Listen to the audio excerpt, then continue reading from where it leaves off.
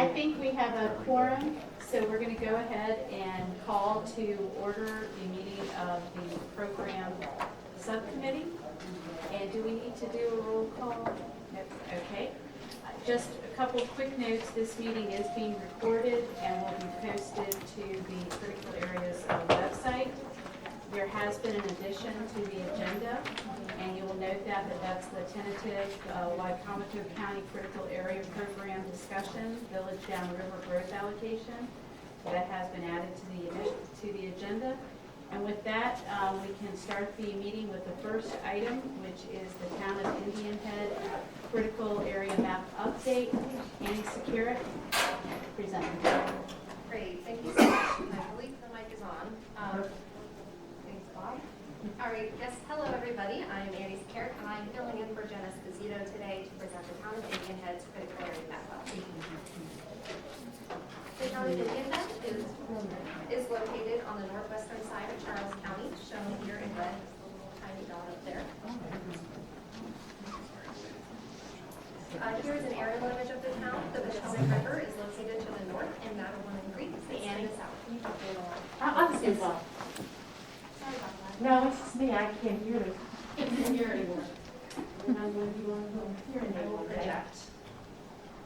The town of Indian Head was once the territory and home to the Algonquin Am tribe, I anybody's going now? and the Piscataway Canoe tribal nation emerged for a period of time before being forced to flee the area after European settlement. The town's name comes from the fact that the location sits on the headlands overlooking the Potomac River. The original name of Indian Headlands was shortened over the years to Indian Head. Mythical stories suggest that the name was derived from an unfortunate romance that entails a native that lost his head over a local Algonquin princess, but that story is simply fiction created to promote an aura of mystique over the town's name. So we bring this map update before you today pursuant to critical area law and regulations, which effectively requires the Commission to work in cooperative manners with local jurisdictions to update the 1,000-foot critical area boundary line. And this update happens every 12 years using the best available technology. Commission staff worked with the Town of Indian Head, the Maryland Department of the Environment, the Maryland Department of Natural Resources, and the Eastern Shore Regional GIS Cooperative to develop updated maps for the town. The draft maps were vetted by the aforementioned agencies, were delivered to the town as summary draft maps for local adoption, and were presented at a public meeting. No comments were received prior to or during the meeting, and the town adopted the updated map on June 7, 2021. This map shows the current and proposed 1,000-foot critical area boundary. And it's a little hard to see up there, but the blue line is the town boundary, and the green line represents the proposed critical area boundary line, and the red line represents the current boundary. This map shows the gains and losses in critical area. The green represents gains in critical area acreage, the red represents losses. The mapping update resulted in a gain of 18 acres and a loss of 19 acres with a net loss of 1 acre. Here's a map of the proposed 1,000-foot boundary with the various critical area designations. Intensely developed area is in red, limited development area is in yellow, and resource conservation area is in green. So Commission staff recommends that the Commission concur with the Chairman's determination that the Town of Indian Head mapping update be reviewed as a refinement to the town's critical area program. Further, staff recommends that the Chairman approve the map amendment as proposed. Thank you. I will now turn it over to Chair Groot. Are there any questions from the commission? Seeing none, and I don't believe anyone from the town is here. So with that, no public comments, correct? Okay. So with that, is there a motion that the commission concur with the chairman's recommended determination that the Town of Indian Head's mapping update can be reviewed as a refinement to the town's critical area program, and further that the chairman approve the town's map amendment as proposed? So moved. So moved. Is there a second? Second. Any discussion? All those in favor say aye. Aye. All those opposed? Any abstentions? Motion carries. So that takes us to our next agenda item, and that is St. Mary's County, the private peers text amendment.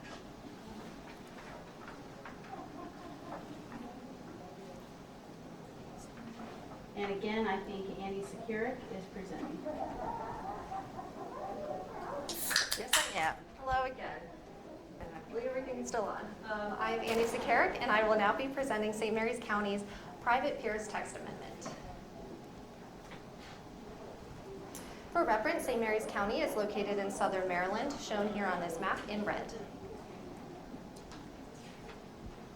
This text amendment will amend the shoreline resources section of the county's comprehensive zoning ordinance to allow private piers in waterfront subdivisions that were platted before December 31st, 1994, that have or plan to have a community pier or boat ramp.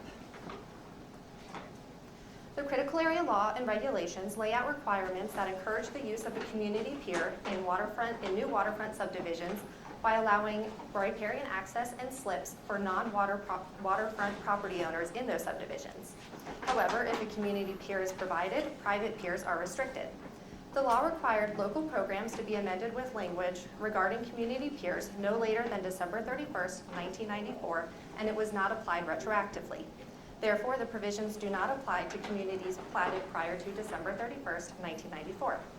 St. Mary's County zoning ordinance currently restricts private piers in waterfront subdivisions that have a community pier or boat ramp, regardless of when those subdivisions were platted. This text amendment will serve a need within the county while remaining consistent with the critical area law and regulations to allow private piers in subdivisions that were platted before December 31st, 1994. So again, Commission staff recommends concurrence with the Chairman's determination that this text amendment be processed as a refinement to the county's critical area program. Further, staff recommends the Chairman approve the text amendment as proposed. Thank you, and Chair Greer. Are there any questions from the commission? Will this apply to all the communities out there now? Can they all come and get this? Because it was if they had flagged before the thing, so there may be other communities that need the same exact word change. Other community, or The way the ordinance reads, I believe it's platted prior to, is that correct? A community that was platted prior to the 1994. Yeah, so if any of those Correct. communities, they'll be coming in for the same word change. So this is going to open up and it probably makes sense that the grandfathering is what they were trying to put the wording in, right? That's what, I mean, I'm going to turn it, ask staff to answer the question, but it appeared to me that that St. Mary's didn't take advantage of that provision at the time, and they're attempting to insert, as you said, the grandfathering language to take advantage of that provision. Is that that's correct, yes, for subdivisions within St. Mary's County. I think other counties may either already have this language incorporated, or they could incorporate this language if they so choose to. I just feel that it might have been people not have gotten this opportunity, not knowing that it could happen. So we need to probably let them know that this has happened now, so that we're not arbitrary giving St. Mary County something that other people might have already been trying to get to, and that they were, because it wasn't in the wording, that they didn't know they could. Gail, Yeah. when St. Mary's County sent out the public notice for their ordinance to go through their In the process, beginning?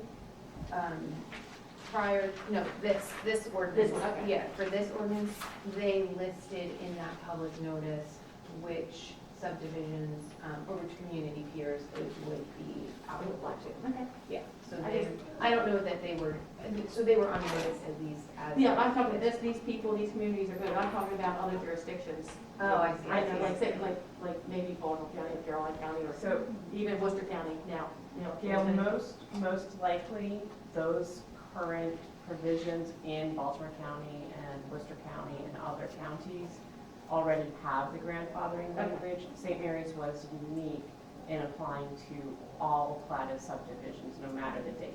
Okay. So it's making St. Mary's consistent with other counties. Yeah.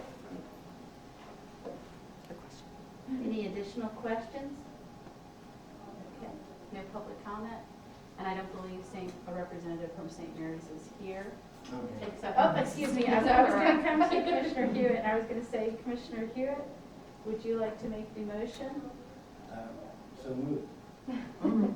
I'll let you read it. Commissioner Hewitt, would you like to make the motion that the commission concur with the chairman's determination that the St. Mary's County text amendment identified as St. Mary's County Ordinance 21-27 be reviewed as a refinement to the St. Mary's Critical Area Program.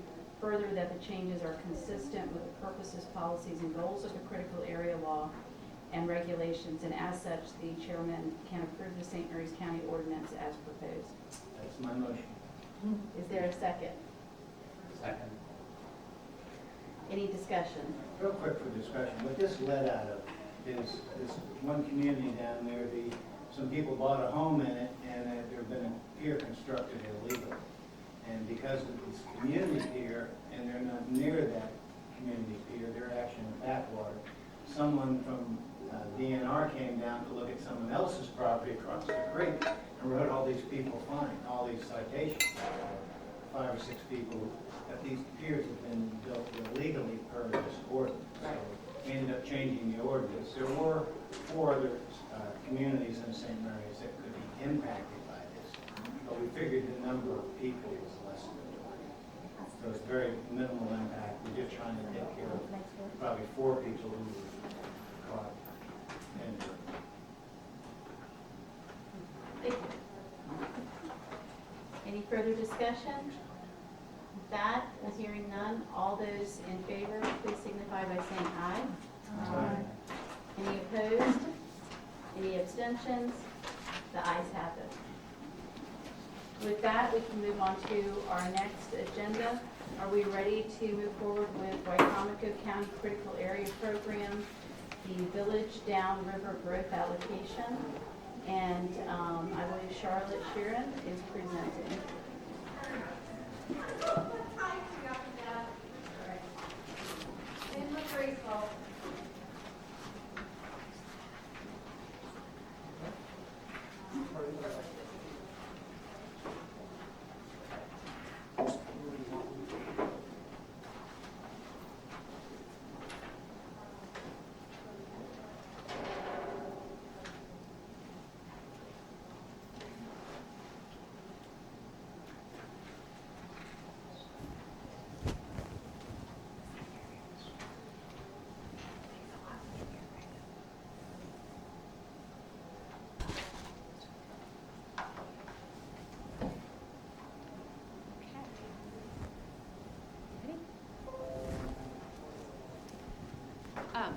As Chair Greer said, my name is Charlotte Sheeran, and I will be presenting today on the Wycomico County Village Downriver Growth Allocation, which I believe was listed as tentative on your agenda, so it is confirmed as of right now.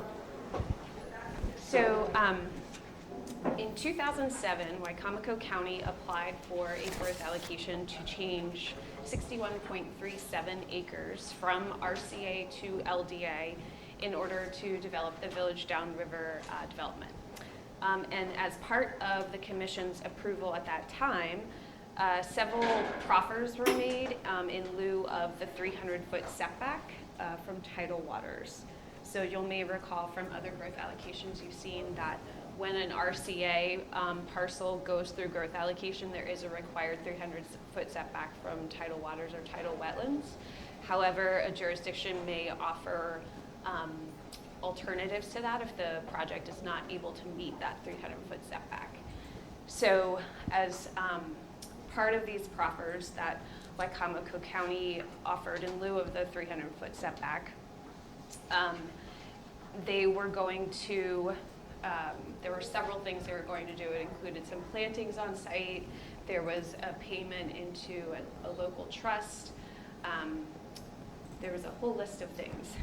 But they also were going to limit the entire site to 15% lot coverage overall, with more specific lot coverage limits within the LDA portion of the site, which is what went through growth allocation, as well as the IDA portion of the site. So typically in the IDA, there's no impervious surface limit. However, as part of this application, there were specific limits set in the IDA. So then when the site plan was actually approved, it was approved at staff level. You know, once the growth allocation was approved by the full commission, then the county worked with commission staff to submit their site plan, and it was approved at the staff level.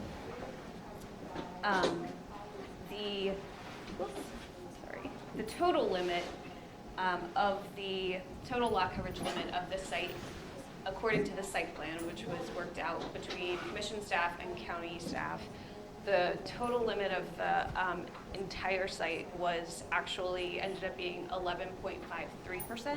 So they agreed to limit it to 15%. The site plan that was approved actually limited it to 11.53% overall.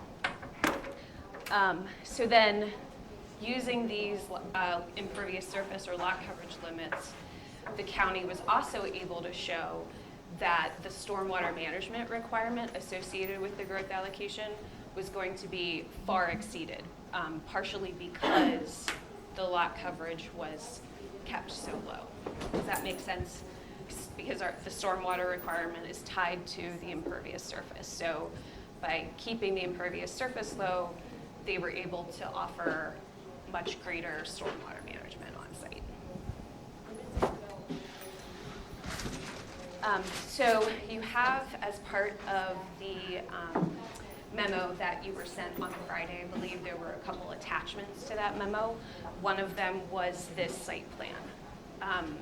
So this is actually just one page from a plan set that was approved by commission staff as we worked with the county staff to create the site plan.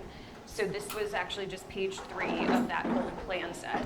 But basically it lays out the very specific impervious surface limits for the site overall within the IDA specifically, and then for each individual unit of the development.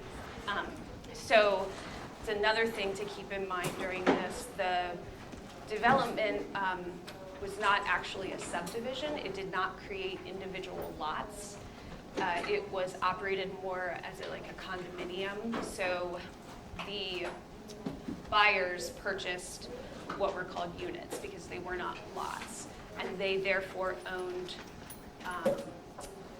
the space to build their house and their driveway, et cetera, but everything else was actually owned by the HOA associated with development. So this is just a zoom in of that site plan up at the top. This is where you'll see the actual specific impervious surface limits associated with the total site and then the IDA specifically. So again, the IDA was limited to 15%, which provided this additional stormwater that was kind of part of the whole growth allocation that came into the commission. So this plan also shows, you'll see it listed. Let's see. Oh, I can't see it on there. I'll have to use this. So you'll see that there's something listed as contingency, and it is also listed under the IDA. And then the difference between this overall contingency and the IDA contingency is what was contingency in the LDA. So the idea behind this contingency lot coverage or impervious is that it could then be kind of doled out to individual unit owners as needed or requested. And this was to be tracked by the county and the developer in conjunction with each other as they coordinated the development of each unit. So this slide is a zoom in of the table, which you'll see at the bottom of the site plan. And this actually lays out the allowed impervious and lot coverage for each unit of the development. So each unit was more or less limited to around 1,000 square feet for their driveway, and then 2,500 square feet for their dwelling. You'll see there's a couple differentiations from that on a few of the units listed, but that was kind of the general approximate amount that each unit was given.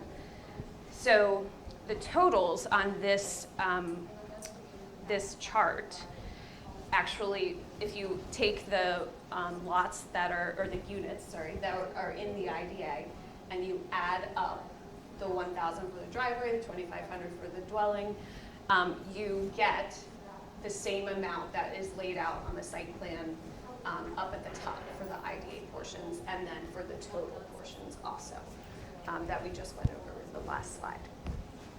So the kind of crux of why we're here, though, is that this table was misinterpreted by the county to actually, it ended up that the county allowed almost double the impervious surface on many of these units as they came in for building permits. So what ended up happening basically is that as the units were built and the permits were issued at much greater than what this table allowed and what the totals at the top of the site plan allowed, they quickly ran out of impervious surface. And so we are here today because there are still undeveloped units out there, but there is not enough impervious in the IDA that is allowed by the site plan to develop those units. Does anybody have any questions? We'll let you finish. Okay. How does this happen? Tyler Wilson from the county is here, so. I'd be happy to Yeah, provide we some could- insight from the county once Charlotte's finished presenting. Yeah. So, like I said, the result is that many of the units, you'll see here, these are obviously developed, and then you've got undeveloped units still remaining, but they have basically been built out. What is the blue one? Is that how many foot tall? This is actually the division between the LDA and the IDA portions of the site. I believe this is the IDA portion, Tyler? The IDA is to the left. Yes, okay. And then the LDA is over here. This is just a small snapshot of the entire site, but I just wanted to show you kind of like the developed units versus the undeveloped units. So again, this is kind of where we are. These individual units have been built out, and it is thereby preventing the unbuilt units from being developed without exceeding the lot coverage or impervious Well, surface. tell me, are the pools included in the 2,500 square feet for the house? No, so like I said, that table only specifies the driveway and the dwelling. However, theoretically, if your dwelling is not as big as 2,500 square foot footprint, or your driveway is not 1,000 square feet, you could theoretically have leftover lot coverage for your unit, which you could use to construct a pool. That would, obviously should be tracked on that table. There's also the contingency lot coverage that I discussed on the site plan at the top in the upper left corner. It lists out a contingency amount for the IDA and the LDA, but again, I think that was meant to be kind of like a first come, first served basis for each unit owner, and should be tracked as well. Does that make sense? No, something screwed up. I mean, we're looking at some of these plans, they look like they're pretty much installed. Well, one of the things I found in my research is that there's been three lot line locations. You would call it a subdivision, but it's not a subdivision, so it's a condominium regime. But they did move the line, and then there's not that many lots along it. We don't know how much of that individual lot was divided among the other lots. Yeah. And there's not been a revised chart for those new lot sizes. They have a total different, but that never came back to the Good-Berry Commission. So the Good-Berry Commission never got to see those revised lots and maybe to those numbers all that. Maybe you take two lots, you get 6,000. Yeah. But you don't, no one's ever seen those three lots. They were done in 14, 15, and I got the dates down here when they were done. the one was in 15, one was in 14, and one was 12. The original was 2008, and then they combined lot 13 and 12 to 12A, and then in 14, the whole 8 to 11 got redone, and then they redid something in 2015. It doesn't really explain why it was done, but none of the charts were revised, right? So I think, and Tyler can correct me if I'm wrong there, but I know that there were a few unit buyers who bought the 2 units next to each other so that they could theoretically develop at double because they had 2 units.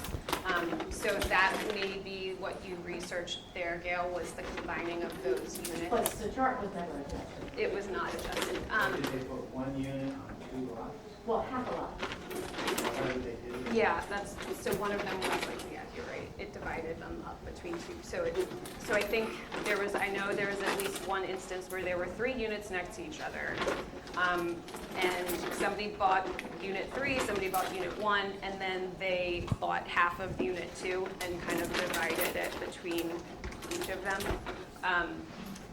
But going back to what Gail said about it coming back to the commission, once the site plan was approved by commission staff, the issuing of the permits and the tracking of the table and the lot coverage, that was all left to the county because there actually isn't a requirement that building permits be sent to commission staff for review and comment. So, you know, it's not typical for a jurisdiction to send us their building permits as they come in.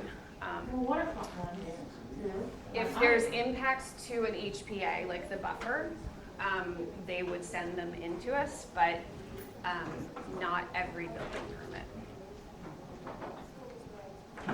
Even waterfront ones? If there I are, wonder, I don't understand, because I have to send everything waterfront to you guys.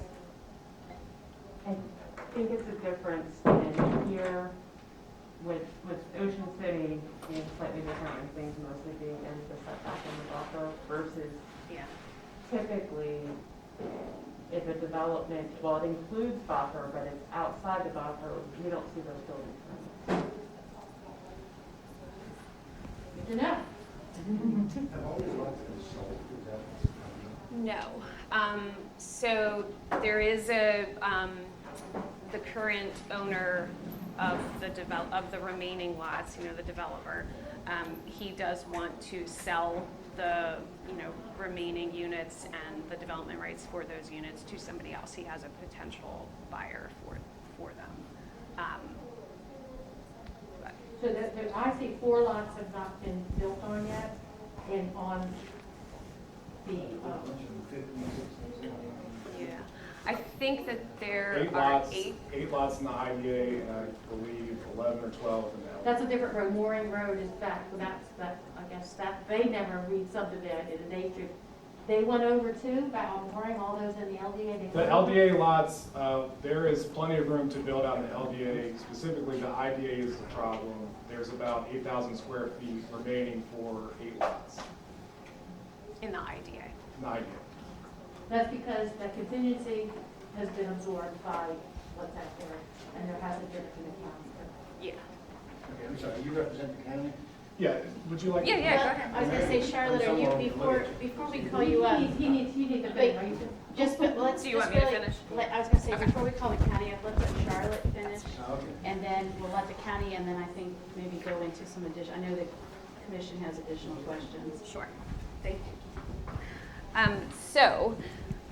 Commission staff has been communicating with with county staff, and in conjunction with our Assistant Attorney General, we have provided a potential solution to the county, who has tentatively at this point agreed to pursue this option. But basically, it lays out 5 steps or responsibilities that the county has in order to correct, you know, where kind of get us on the straight and narrow from here on out. So the first step is to revise that lot coverage impervious surface table on the site plan so that we have an agreed upon, you know, amount of impervious or lot coverage designated to each unit. So that would include the units that are not developed yet. It would also include limits for those that are developed. And we have provided to the county a proposal for doing that. And it basically, some of the lots are kind of maxed out. So what they have is their allowable limit. Sorry, some of the units are maxed out. So what they have now is their allowable limit. Some of the units are developed but could theoretically add a bit more lot coverage or impervious surface. And then for the undeveloped units, we've offered a specific amount as their limit. And the way that we calculated that, sure. Yes, you have one. Thank you. Did everybody get a copy, Kate? Okay. The way that we calculated this was basically to keep the overall site at 15%, because that was part of the original growth allocation request. And obviously it would increase in the IDA because, as Tyler said, there's only 8,000 square feet left in the IDA. I believe the IDA would go up to about 18 or 19. Yeah, about 19%. And then the LDA basically stays where it is. The LDA goes down, sorry. The LDA goes down in order to keep everything at 15% overall. So that's the first step, is agreeing with this proposal or offering another option, an alternative to us. But that, it's up to the county basically to agree to these, to what we've proposed. And if they have alternatives, we can talk about those as well. Can I ask a question about creating the table? So existing, is that existing that was permitted originally in 2008, or is that what's built? Existing is what's built. So do we have anywhere what was permitted? Or what was, is that the Yes, same that would be thing? that table. So we don't have that, I can't. Yeah. This doesn't call the right lot numbers out, they don't call. Yeah, that's what I don't- I mean, you don't have your 12A, you don't have your 10A, 11A, I mean, this just does not match what's out there. I think Kate wants to. Let me walk everyone through the table. And as Charlotte said, this is a proposal that we, made to the county. However, adjustments could be slightly different. But on the side that shows all of the lots, we have the site number, the original site number, which was 49, and it's now actually 47 lots. We have whether it's LDA or IDA. We have indicated which ones are vacant, and then we have listed what the existing lot coverage square footage is. That's based on a GIS analysis that the county performed as to what is out there. It includes all, lot coverage surfaces. The proposed column, and this is one proposal, essentially specifies for both LDA and IDA a 6,500 square foot lot coverage per site. If you look at, say, example, site 7 has proposed of 8695, so they already exceed that 6,500, so they would be capped at that 8695.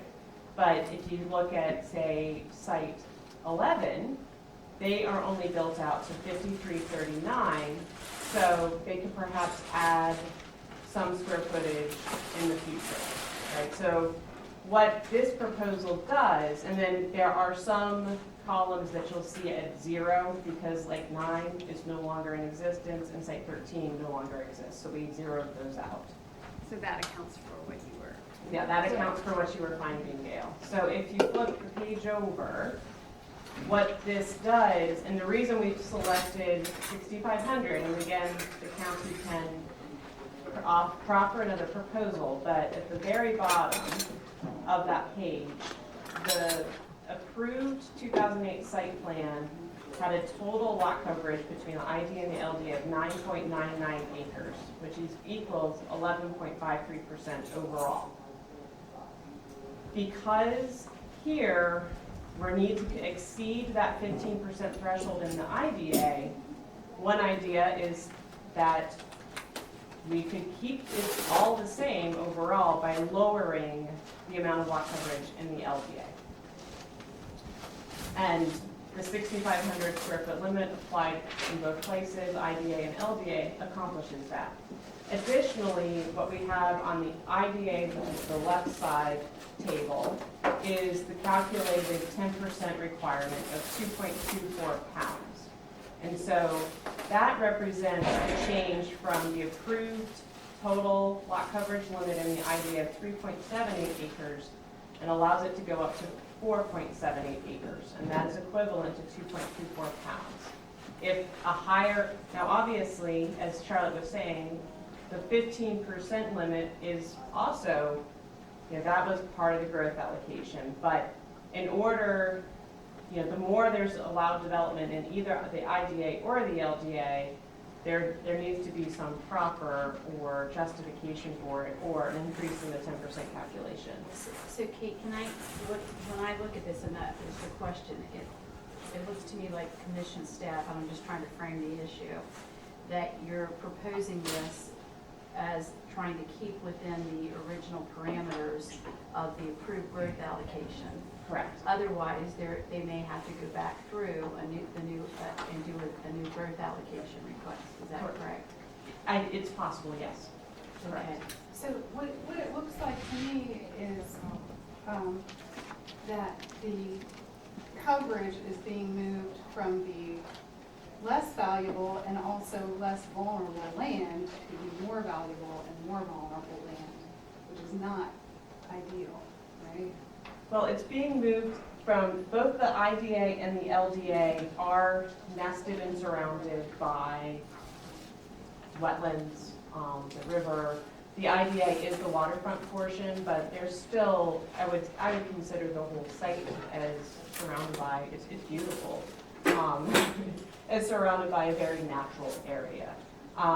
It is reducing, typically an LDA subdivision would be allowed to go up to 15% here, and typically an IDA subdivision would have no lot coverage limit.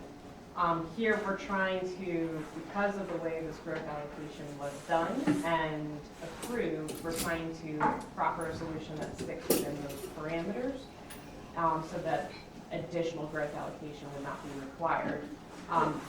In this scenario, revised site plan could come back to the commission, be approved by the commission, and still be consistent with that 2007 improvement.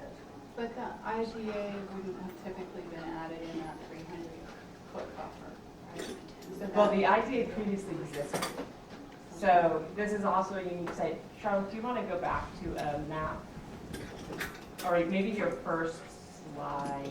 Do you want, Go back. I think if you go back to your first slide where you list out the IDA, LDA, RCA acreage. okay.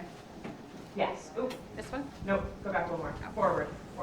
Yes, right there. Oh, So if you could circle where the IDA is, Charlotte, on the left-hand side. So this dotted line, Mm-hmm. this is IDA. So that area of IDA was original to the county's program. It was a shipyard. The surrounding area was all resource conservation area. So the growth allocation was for the LDA. Does that help? Right, so this is the, So it wasn't IDA existing. There wasn't, yes, there wasn't IDA The existing. people who have, let's say, one of these lots where you have 65, but you only get 53, are they allowed to do additional improvements to their property? Can they put a shed up or something like that to get to 65? If this is a proposal that the county proffers, then that would be the idea, yes. Okay, so those people would have some flexibility to add improvements. But people like the one here on number 12 that's got 13,569, that person may not be able to do anything else. Correct. But they would not be required to remove anything. To be Correct. fair to the person that's only allowed 65. Correct. That sounds fair. Can I just give a little Go ahead, yeah. I just wanted to give a little bit of historic insight on this development, because it's a very unique development. This particular development has its own wastewater treatment center that they're connected to. So the citizens in this development are paying an HOA that maintains that. The lots that are not sold, they are not contributing to the HOA to pay for wastewater treatment. Probably a developer, wouldn't it? Well, the developer, to the extent that the developer owns the lot, it would depend on how the covenants read as to how that's being enforced. Yes, so what we're trying to get them to is to be able to sell these lots from the developer, to have them pay into the HOA to maintain. Doesn't it make the situation worse? The developer's not, is not really putting up his end of what. There are a lot of questions that I could answer. Yeah, and I think again, I know we have a lot of questions. Let's let so right now, Charlotte's presenting what the commission staff believe is a proposed solution. And then if we could have Wycomico County come up and present sort of the facts that you think are important and answer questions and your response to the staff's presentation. Okay, so as I said, there were 5 sort of steps or requirements that we have asked of the county that we've laid out. The first being addressing the lot coverage table. The second, as Kate brought up when she was kind of reviewing everything, meeting the additional stormwater management requirement that would be associated with all of the additional lot coverage. And then coming back to the commission to sort of present to you all these finalized lot coverage table, stormwater management proposal, and then the revised site plan also, because that site plan that you have attached to the memo obviously would need to be changed because the lot coverage limits are changing, that is on it. And then once the commission approves the site plan, it would then get recorded as official. And the last is just sort of a reminder to the county that as they are actually issuing permits for the units as they're developed, they would need to verify that those lot coverage limits are being met for each of the units. And Charlotte, are they verifying that to critical area commission staff? When you say they need to verify, do those verifications come to the critical area commission, or to you all? That's a potential option. Like I said previously, we don't typically review building permits, but that could be part of the proposal for sure.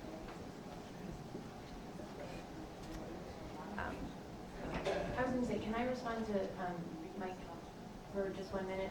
On so this table, again, is just a proposal from the Critical Area Commission. If the county chose to, they, to make it more fair, as you're pointing out, what the county could also do, some other option, would be to include an amount on each of the developed lots, right? Instead of going up to 6,500 as a cap, they could say, you know, the 13,000 square foot place gets 500 more square footage or 1,000 more.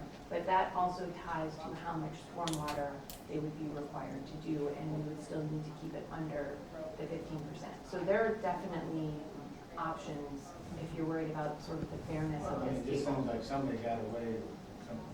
Oh, you're talking about fairness the other way. Well, I mean. Okay. That was My fault, my fault. For somebody that can read the table, maybe Debbie.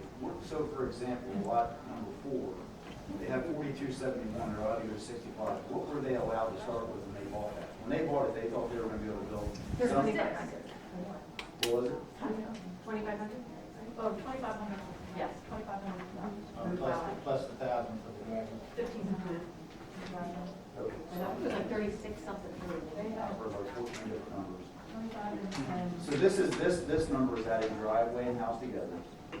That block, the one that I can't read, there, I think I can see that there's 1,000 for driveway, then there's a variance option to add more, then there's 2,500 for a house, and you can go in and pass the variance to add more. Did I interpret that? Is that 7,000? What was the variance? I think that's a good question, maybe to bring the county up, because some of that's a question that I had about what was being misinterpreted. And so I think maybe if you're ready, Charlotte, now would be a good time for Wycomico, and just for the record, if you could announce your name for the record. Before, never mind. My name is Tyler Walston, I'm the environmental planner for Wycombe. So Tyler,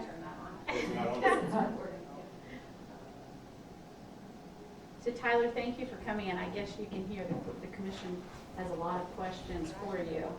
Sure. So if you wanted to maybe perhaps, on behalf of the county, give your version of the factual overview. Sure, and the first thing I want to say is I started with the county in 2016 as an assistant. Thank you. I started in 2016 as an assistant to the critical area planner. In 2019, I took control of the program at the end of 2019. Of course, COVID happened in 2020. We were away from the office. In the summertime of 2020, it became obvious to me that the developer, in order to sell lots, was misrepresenting what was available on site. In one particular instance, I spoke to a potential buyer, and he was telling them that they could build in an afforestation area. So we brought the developer in, sat him down and said, you're fast running out of impervious, you need to do something. And he dug his heels in and said, no, threatened to sue us. And Emily can speak to this as well. The part of the problem here is there's various confusion between a covenants document that was signed by Critical Area Commission and the developer, which says 15% in the aggregate. It also gives architectural control and impervious surface control to the developer. So the county did have a responsibility to track our resource to lot coverage, but every time we went to Mr. Pusey, the developer, he held that document up and says, you can't tell us what I can do out here. So that's the heart of the problem right here is we have, let's be honest, a bad actor, a developer that's on the hook for 18 lots and he's trying to sell them and he's telling these potential buyers whatever they want to hear. Now, another problem is if we look at this table, the previous critical area planner had interpreted those 4 columns and adding them up, I think it's 6,800. Once I took a look at that, it's clear that's not what the case was. But on the plat, there's a letter reference from the Critical Area Commission, a previous director, that says, and I don't know what it is verbatim, but it basically said, use the chart to determine the lot coverage. So there was some confusion there. Also, these black spots here, the columns, or rows I should say, those are IDA lots. These colors do not coincide with the correct lots. Some of these are IDA, some of these are LDA. So that's another error on the plat. What I'm getting at, there are several errors on this plat, and in those errors, there was a lot of confusion on the county's part. And once we became aware of it, we started working on it.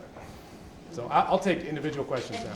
And I think the county did reach out to the commission, is that correct? Is that how it came to be? That's correct, yeah. I think it was in April, late March or April, I reached out to the planner that represents us, and I said, hey, we've got a problem here. There's some stuff that doesn't add up. We want an interpretation because we realized that, while, Mr. Pusey was holding the covenants and restrictions, saying that he had control, again, like Emily said in the meeting last week, it's our resource, right?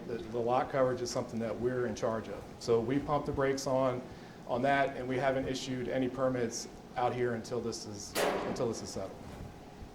Now I have some additional questions, but I'd like the commission. So Matt, looks like you have a question. Yeah, thanks very much, Matt Johnson from Anne Arundel County. So you said something which I think is important, and Nicole, you alluded to it as well, that we kind of have a bad actor who's trying to sell lots and help out the homeowners that are there, lower their HOA fees to pay for everything. Is the purpose of the conditions that we see in the report from the commission to help that bad actor achieve that end? I mean, to get so we can sell the rest of the lots?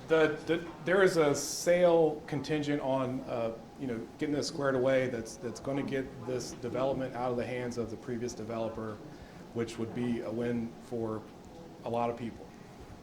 So, yes. When you say a win for a lot of people, just to follow up on your question, is that a win for the county or a win for this community? It's a win for everybody. Again, like I said before, this developer has been misrepresenting what's available out in the, Well, then why let it continue? It's a win for the developer too then. Yeah, I'm sorry, what was It's a the win question? for the developer too then. yeah. I don't It's a follow. win for the developer by Wins not get- allowing no, the no, second. no, ones anyways. So what you're hearing from the commission is that while we understand the county wants to clean up this for the community, make the community better, make it better for the county, the developer is also going to benefit by being able to sell these properties and make a profit. Sure, I don't dispute that, but also he's going to have to comply with either fee in lieu or the acre planning to make up for the So extra that- impervious So surface. that's the question, what's the penalty to the developer, how's the county holding the It's laid out in developer the accountable? 5 points that Charlotte, and I'm sure you guys have on your agenda in front of you. So now that I looked at Debbie so I could read that, so lot 4, for example, and this person may not care, but if I read that table that I can't really read, if I understand that correctly, they bought this lot, unit, whatever we call it, thinking that they could do 8,000 square feet at some point. If I had up 1,500, 25, and 15, they've only done 42, we're going to limit them to 65. Well, they would be upset that now we're going to change it to 65, that they were thinking all along that they could get to 8 someday. Have you had any community outreach or feedback? Yeah, the homeowners association has been involved in some of our discussions. They are concerned. Another issue that we haven't addressed is there was a lot of hardscape and patios, things like that, that were put out that were unpermitted. So, and we picked that up with our GIS analysis. So that's also part of the problem. Particularly, I think it's lot 12 and lot 10 have, it's almost entirely impervious. And most of that stuff was done unpermitted. Tyler, correct me if I'm wrong, but the meetings that I had with the HOA, their main goal is to get these additional lots sold and have this developer out of the mix. That's correct. I think there's pending litigation between the homeowners association and the developer. There's issue with the packing plant. Apparently it was built, for the entire subdivision to be built out, and it's only 2/3 built out, so they're already having maintenance issues there. So Is that the wastewater treatment plant? Yeah. yes, yes. So I'll say that, I mean, I am very uncomfortable with the idea that this is to, I don't know, help alleviate some lawsuits, help a bad actor get out from under something. I like helping the homeowners, for sure, lower their payments. But with that said, I don't see any condition in here and about like replanting requirements or open space requirements for every square foot that they went above and beyond lot coverage. And that's where my mind went to right away. Is that something that commission staff, that this committee, that the county might be interested in a proper, if this committee and the commission agreed to? It's my understanding that the fee in lieu that the Critical Area Commission staff gave to us would account for that. So Correct. yes, correct. What Tyler is alluding to is once there's an agreement and you all are, if you all agree to a revised site plan, lot coverage plan, right? So however, and we need to hear what makes the most sense. That would then calculate an additional stormwater management requirement, which would need to be provided through an offset or somewhere off-site. It can't be done on-site. Everything's maxed out. And so that would need to be part of the proposal from, the county is, in essence, the applicant. We have an actor, but our authority, your authority is over the county. And so there would need to be a proposal from the county as to how that stormwater management offset would be achieved, that you were comfortable signing off on. And so we don't have any of those details at this time. We have the idea of a potential, they could collect a fee in lieu of $35,000 per pound. They could work with the developer on providing planting that met that offset of that was calculated. But that would all be dependent on the proffer that came in. Does that answer your question?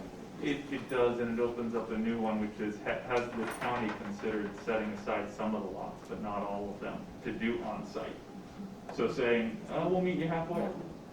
That's not been part of the discussion. I do want to add to what Kate said, that ultimately the Critical Area Commission is asking the county, but it's the county's position. We accept the 5 conditions that are being put forth here, but ultimately it's our position that it's the developer's responsibility, and it's contingent on him agreeing to pay this fee in lieu and have the plat recorded. Him agreeing to, or maybe being required to? I don't think he's gonna agree to anything. Well, that may be the case, but that's where we are right now. So that fee and all that stuff, is that number 2, or is that an expansion of ensuring stormwater management provided for us? Is that where the fee and comes in on number 2? Yeah, okay. I just didn't see it that. It's number 2, and it's also number 3, where they would have to come back to the commission and present that plan to meet the 10%. So that's where the details would come in on what specifically the plan would be. Okay. Yeah. And Commissioner Merritt, you have a question? Yes, could you go back to what you said about problems with the wastewater treatment plant? Isn't that going to be aggravated by adding further development? It's my understanding that the reason they're having problems with the packing plant is that it's not operating at its optimized capacity. Once it's built out and it's, I don't know enough about it, but apparently when all 47 lots are sold, it's going to be operating efficiently and won't be having problems. So I guess the question I have is what safeguards are going to be in place going forward to ensure that you don't have this issue on the new lots? I'm glad you asked that. And this wasn't mentioned before, in 2017, once we became aware of a potential issue out there, we've required a certified site plan from a surveyor for every project out there. So from 2017 on, any construction out there has an as-built by a surveyor, and obviously that's going to continue. And we go out after a permit is issued and before a CO is issued, we go out to do an as-built inspection. Our inspectors go out there and take a look at that.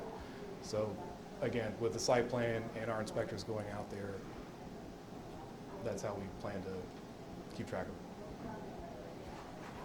Okay, are there any additional questions? Yeah. I guess I would like to see lot 9 and 13, they had was that just zeroed out, or was that given to those 2 neighboring properties? Because none of this shows what the original lot size, I have all the lot sizes are all different. And I know this is a condominium unit, not a lot, it's a unit. However, the percentages are what I think we're really worried about, is making sure that the overall percentage for the whole thing, but each individual lot might be a smaller, that one that gets 4,000 Right. might have a smaller, let's say the one that has 4,004, that lot is,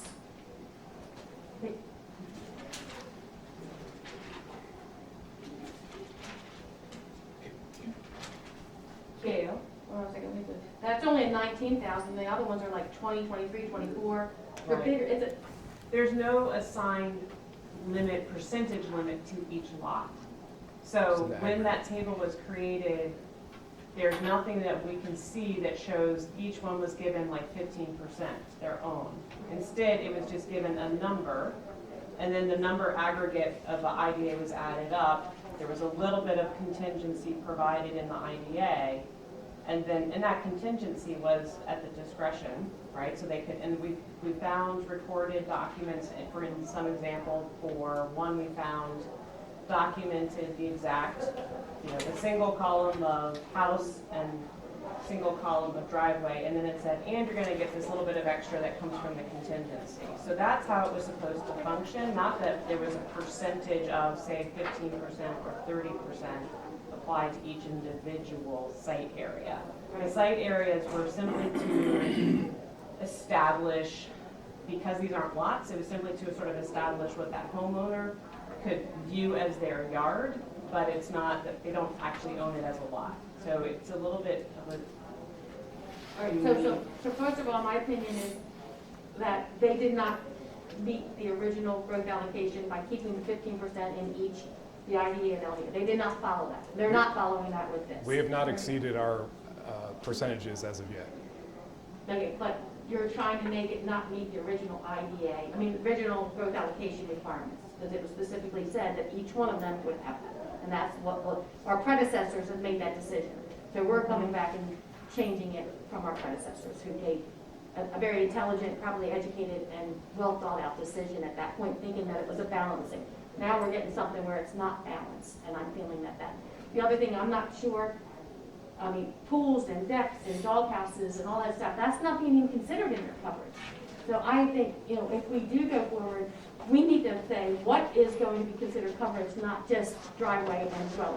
That is very unclear. These people get to do whatever they want. They can put a pool right up against in the buffer. That problem is ameliorated by the new spreadsheet that the Critical Area Commission staff has provided for us. Instead of breaking it down to driveway and home, which honestly never should have been recorded that way to begin with, it's just a cap on lot coverage, and whatever the lot coverage is, it's going to be consistent with the Critical Area Program. So the driveway services, sheds, all that will be considered lot coverage. Pool houses. I think it's called dog house. I want to give a question. I was just gonna say, that's already included in your GIS analysis? Yes, we have accounted for every impervious surface in So the, it's in there now? yes. So question I have, just to, because I know, and then we can get into this in discussion, because I know that the question I have is a question for the commission staff and then a question for Wycomico. Commission staff, what are you asking the commission to do today? What action are you seeking or recommending? I think what we are seeking is, as Tyler has stated, the county is agreeing to these steps, but we don't have a mechanism. We're looking for the county stating they'll be responsible for revising the site plan and providing the stormwater management and connecting it back to the developer. The commission does not have authority over the developer. So today, as I understand it, then what you're saying is that you're pleased to hear that the county's willing, but at this point, there's not sufficient detail for us to act as a commission, that there's more detail needed, is that correct? To ensure that the concerns that the commission is raising are addressed and properly, there are mechanisms in place to ensure enforcement. What is Wycomico asking the commission? We're here to just echo the concerns that the commission staff has, and we're agreeing to the 5 points, and we are going to hold the developer responsible for meeting those 5 points. And how are you going to hold are the mechanisms, and I think that's the concern. We're holding the permits now, so that there isn't any permits being cut for this development right now. So there's no development at all. Everything is on hold. Do you have legal standing? Will he sue you for that? I mean, does he feel like you're being? I'm not an attorney. He's not their attorney. I'm not an attorney. Love conversation. We might want to be. He's threatened to sue everybody, yes. That's not Commissioner Merritt.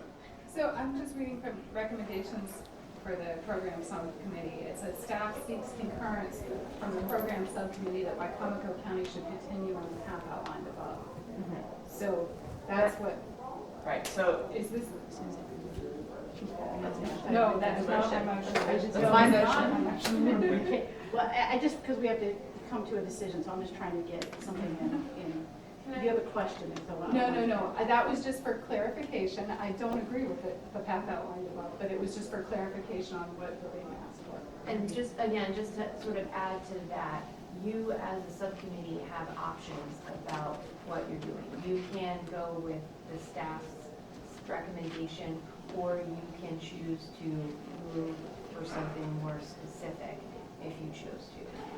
And So that's totally up to you all. And the subcommittee could also, I mean, these are the recommendations, these are the 4 points.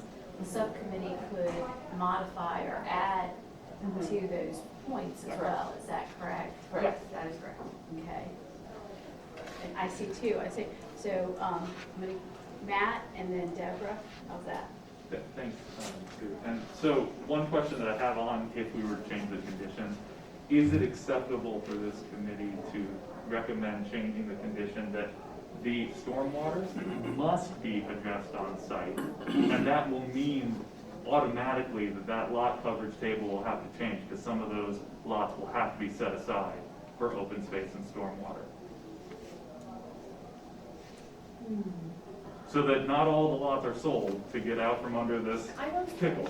yeah, I don't think we can do that, because in the critical area commission law and regulations, it allows for options to meet the stormwater requirement. So we don't have the authority to mandate that it must be on site. We have to, under the law and regulations, give them the option for on-site, off-site, the input. Even in a situation where, like the, Even in this situation, yeah. My question is, we've been saying that the commission has no authority over the project, so the authority is over the county.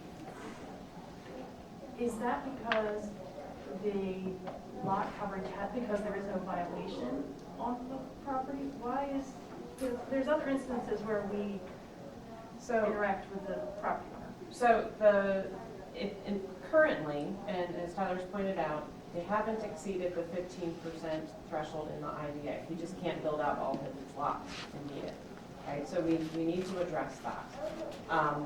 They have, and the same because they haven't built out all the lots in the LDA, they haven't done the same. But what the commission's role of this, there's a couple of options. So here, the growth allocation is a part of the county's critical area program. You have oversight over the county's critical area program.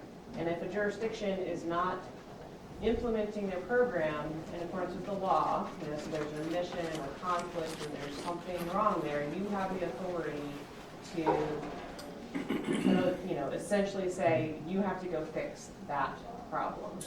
There is potentially, if we think that there's going to be another violation, there is, the chairman has the option to, his assistant attorney general, and take other action as well, specifically on the development project. Here, what I think commission staff, if I can clarify a little bit more, we do think there's a potential solution to fix the site plan, remain consistent with the growth allocation, address the increased lot coverage with stormwater offsets, and move forward. What we are looking for is, strong assurances and strong assurances from the county that that will be done. And then if it's not done, my recommendation would be by a certain date, then we look at using the commission's authority. That would be steps that the commission has taken in the past. So you're looking for a consensus to move forward with your recommendations? Consensus or backing, but if you're not comfortable or you think there needs to be more, you, as Emily said, you have other options. I wanted to thank the staff. I wanted to thank Emily and Kate and Tyler for working together. This has been months to get this plan together, and we've met with the HOA, the homeowners here, and this is what they feel is going to be their solution moving forward. I want to make sure that we have addressed anything that would not be considered in compliance from the original. I know there's some stormwater issues, I'm sure all the downspouts play into this, but there are some other things that need to be addressed. So we can just make sure we include all of that and our recommendations to having. Some of the state issues, so just because I don't understand the state view, this 2.24 is not percentages, this is like pounds of phosphorus. And so the current old developer has to pay a fee in lieu of to address that. He could pay, well, It's one of his options. one of his options, depending on, Or he does like Matt does, says and gives up some building area, which he's probably not gonna do, but either way. So if they were coming in to begin with, is this a 1-to-1 ratio? Or was it 1.12, or is it 2-to-1, or is there a 3-to-1? Or The 2.25 pounds is based on how much, 2.24. 2.24 pounds is based on this proposed table and how much additional lot coverage would be specified in the IDA. If the developer wanted more, that would go up. So do we have the authority to make this 2-to-1 and make it 4.48? And make the developer pay a higher fee in lieu of, that then is a little bit of a penalty or a slap on the wrist, or maybe 2 wrists now, for screwing this up? I don't know. I don't know the answer to that question because we're not in a violation context. We're not in a scenario. And again, we would be putting that on the county, not on the developer, right? So I don't know. If I could say something really quick, I understand your guys' frustration. I'm very frustrated with this too. It's ridiculous. But the task at hand right now, if we get this developer to agree to paying the fee in lieu and re-recording the plat, we eliminate all the confusion. There's no more contingency. It's a set lot coverage for every unit. We don't have somebody out there that's trying to sell units or lots, misrepresenting the situation. This is a path to move forward. And again, I understand your frustrations, but we're looking to move forward here. It's not critical. I mean, this is a lot to be dropped on us. It is on Friday. For some context, apparently the bank is threatening foreclosure, so the developer is feeling a lot of pressure. Understandably, that's none of our faults. You know, we did not create that scenario, but this is where the urgency comes from. The bank will close it, the new developer can pay less for it. You're right. The bank just does. What about the additional growth allocation? I mean, what would that process, or what would take this IDA and put it in an LDA? Okay, so we have, from the very beginning of when I was involved, so several months ago, we did present options to the county, and that is absolutely one of their options that they have would be to pursue additional growth allocation. They have chosen not to do that because of the urgency of moving ahead, because a growth allocation would take several more months, and again, they would need the cooperation of the developer to actually put that proposal together. So that's definitely an option, but that is one that they chose not to pursue right now. And I think it's important to remember the residents that live out there that have this unfair burden of the packing plant, and they're trying to get the rest of this built out so that they can maintain this. So it's not a good situation. It's is essentially where we are. None of us like it, and exactly. the county, it sounds like commission staff in the county are trying to find a way not to help the developer, but to try and help the citizens that are already That's correct. out there. That's correct. Tyler, can I ask, has the developer agreed to pay a fee in lieu to the county? As of yet, no. Maybe if I could interject, I have some experience with this, thanks to Kate. Commissioner Ackling, would you mind expanding a little bit on the developer's stance? Since you're a councilman in Wicomico County, you represent the county, you also represent this commission, and you've had quite a bit more time with him than I have.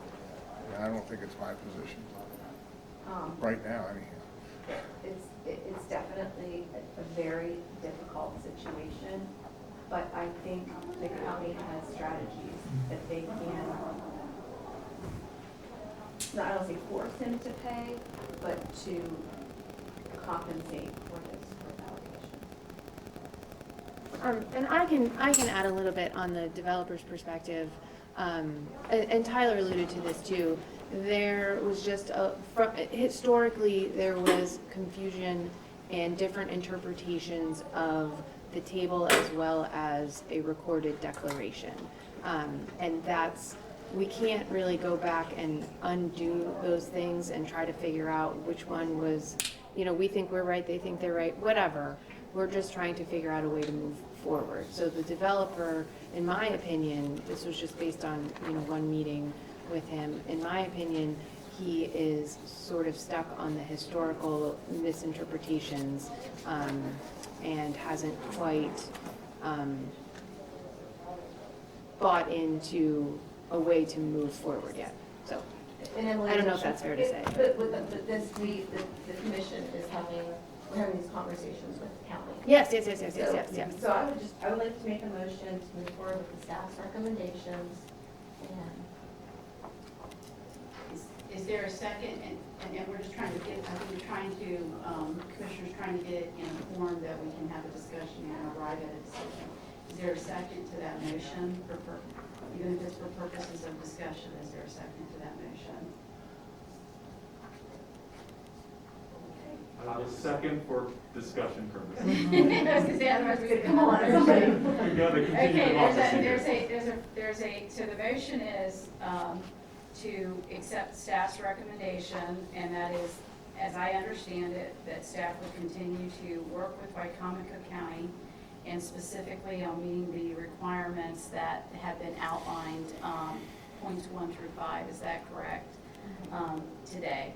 So that is the motion on the floor, and if we could have discussion, there may be additional items that motion may need to be amended to add some things. Sure. Matt?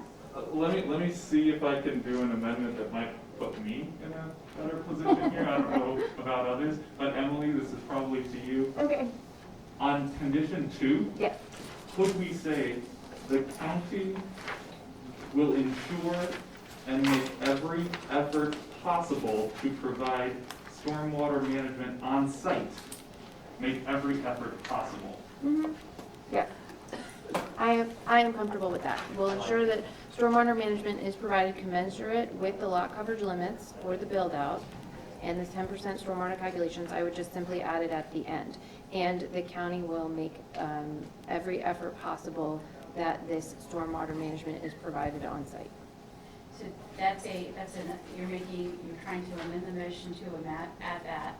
Is that, would you accept the second? Okay, that's it. So that amendment has been accepted by the original motion. So we have that. Are there any other friendly amendments? Can I ask a question related to that? Is there any, are we allowed to add, if it has to be done all site, it's a 2-1, not 1-1?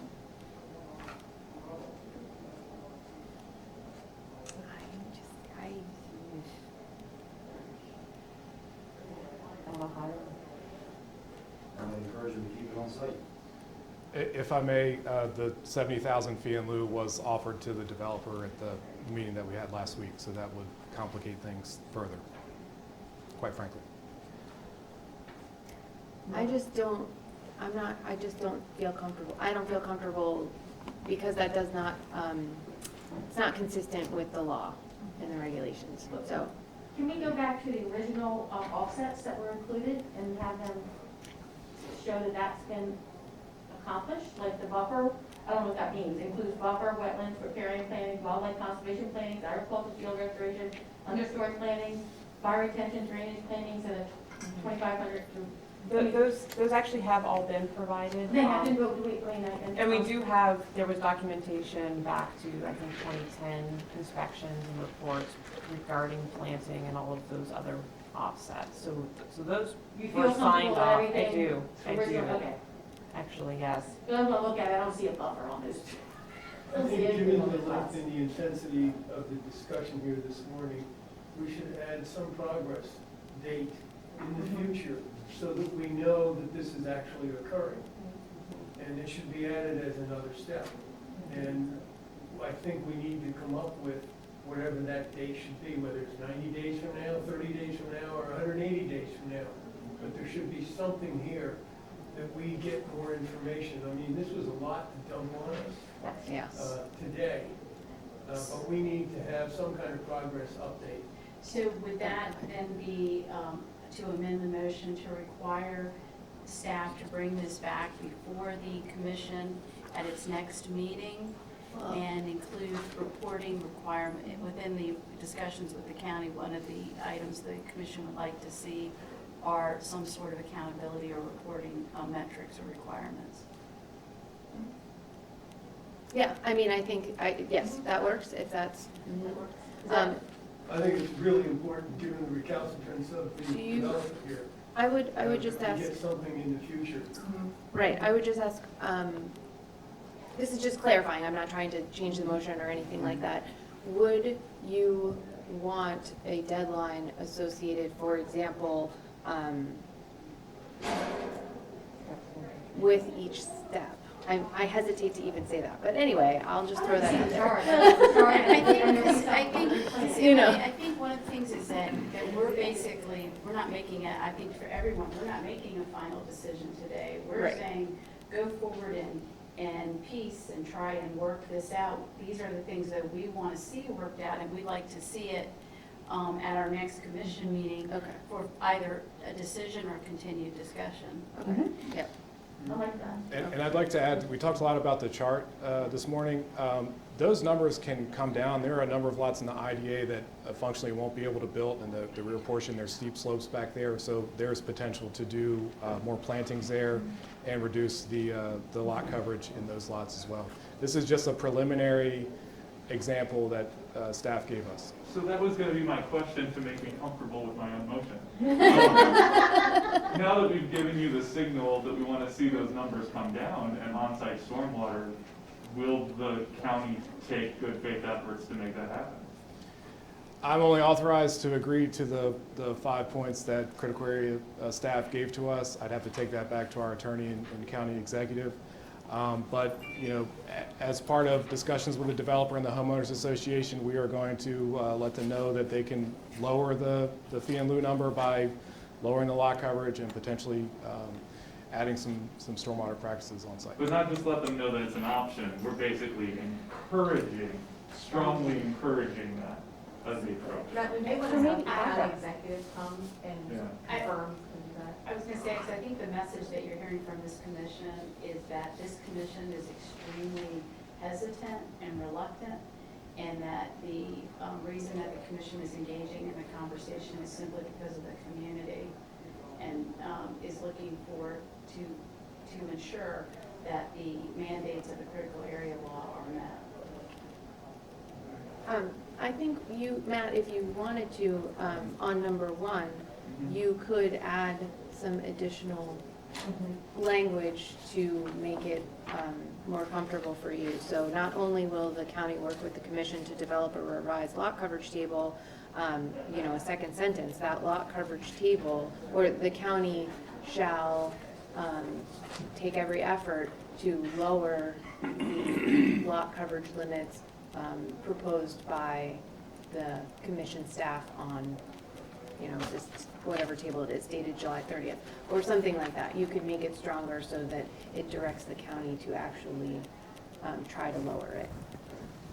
So moved. I don't know what I just said. Okay. I'm just making it. Yep. So we have an addition to number 1 and an addition to number 2. Yeah. Thank you very much for working with us on the floor. Doing my best. As we all are, right? We're all figuring it out. Yeah, how are you gonna make that developer do what he wants to? And then yeah, can we just do 1, 2, 3? I think we should just do this.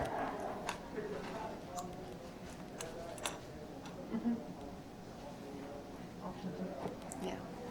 I mean, since we are making changes, right, okay, so you tell me this, but the motion on the floor is just to continue to work together with Right, and bring it changes to back number for a 1 and final with changes decision. number 2 and come back to us. Bring back So, at the next critical area meeting, a proposal for a final decision. okay, so I'm going to throw out what I think is the combination of all of those, and you all tell me if this is agreeable.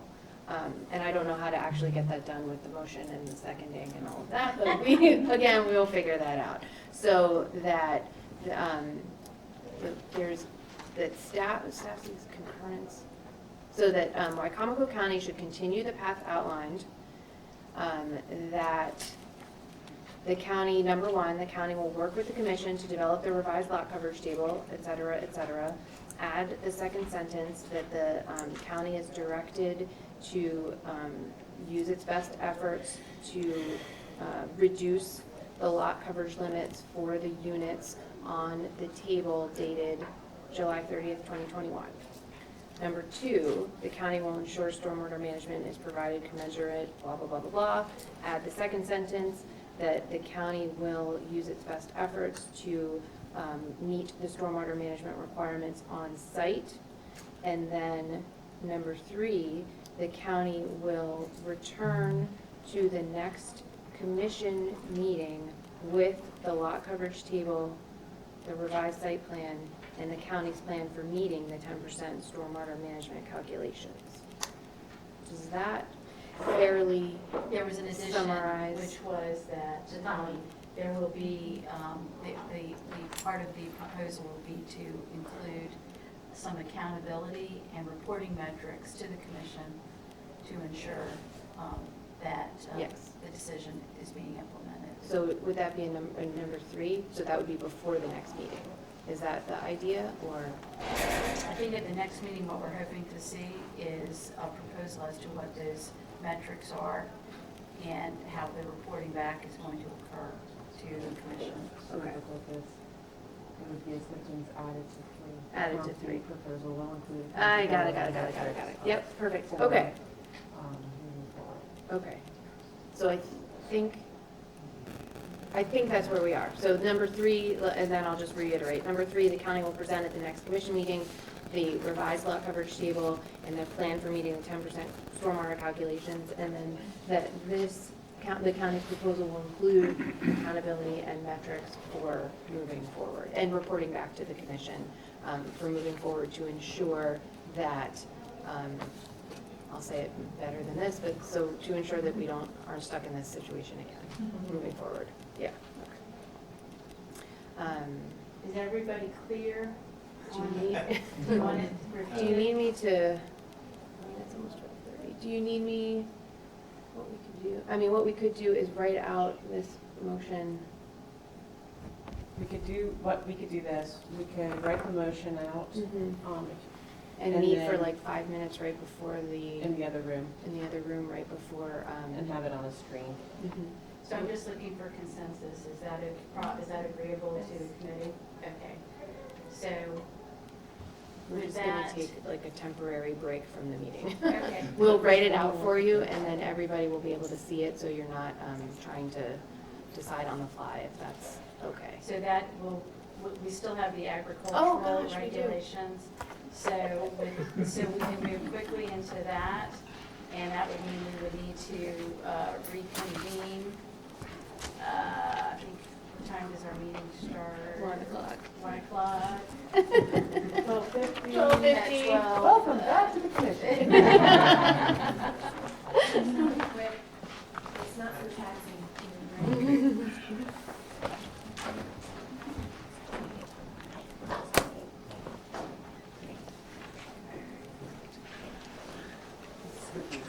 Yeah, I think it's good afternoon at this point.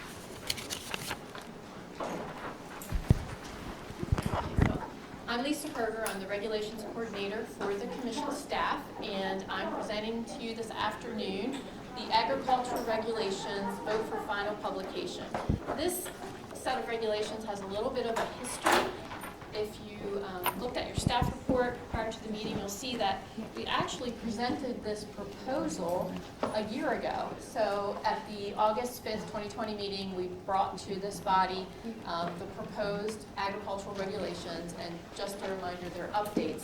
We put them on hold for this whole time until the April 7th meeting of this year. And under old business, we brought it back up, and we got a vote from you all to permit the commission staff to publish these regulations. So they actually have appeared in the Maryland Register, and we're asking for a final vote. So again, the purpose of these regulations, and you have a draft attached as it appeared in the Maryland Register, is to modernize the drafting style, update it, and delete outdated provisions. This is something we've been doing routinely with a lot of the chapters and the regulations. We worked very closely with the Department of Agriculture when we did this. Our previous Department of Agriculture Commission member, Louise Lawrence, some of you may remember, before she retired, we met with her to make sure that everything was updated. Because remember, most of our regulations were done in 1984. So there's been a lot of changes in nomenclature and certain things in the regs and the statute that have changed since then. So we want to make our regs consistent. So we did some changes in the definition sections. There's a new definition for agricultural best management practices because there's also a definition of best management practices in our regulations, but they have to do specifically with stormwater. We won't talk about stormwater right now because y'all are done with that. But we wanted to make sure that agricultural best management practices was called out because that is a terminology that's used quite often these days. And then the other definitions that we repealed, as you can see on the screen, are best management practice, cover crop, land-based aquaculture, pedestrian and water-based aquaculture, because we don't use those terms. So they're out. Pretty simple. And then in the agricultural chapter itself, chapter 06 and subtitle 21, and then in chapter 5, specifically regulation 7 and subtitle 02, we went in and we did some repealing of the definition of agriculture, redrafting and repealing and reenacting certain sections. Same thing in chapter 9, which is our habitat protection areas chapter, and in subtitle 02, chapter 5. In both of those subtitles, we mirrored what we did in each one, which was to redraft certain agricultural activities chapter. Same thing with buffers. So not any substantive changes that would change how agriculture is regulated. We're just simply updating it. And in subtitle 02, chapter 3, same thing, redrafting. And then finally, in our last subtitle 01, we did some amending of the definition of tributary stream. This is just a little cleanup thing, and we just tagged it on to the end of this one, not necessarily associated with agriculture. So as I said earlier, the timing, the commission voted to publish these a year ago at its August meeting. They actually appeared in the April 23rd edition of the Register. There were no public comments received through the May 24th deadline. And then today, on August 4th, we're looking for a vote to publish these as final in the Maryland Register. And if that happens this afternoon, I anticipate that they will appear in the August 27th edition of the Register with a final publication date of September 6th this year. So the staff's recommendation is the action requested is approval for staff to submit the regulations for publication in the Maryland Register as final regulations. And now I'll turn it back over to our chair.